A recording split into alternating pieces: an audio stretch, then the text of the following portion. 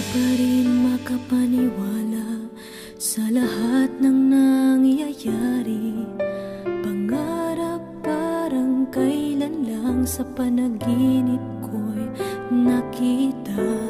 Ngayon ay dumating nang bigla sa aking buhay, di naubusan na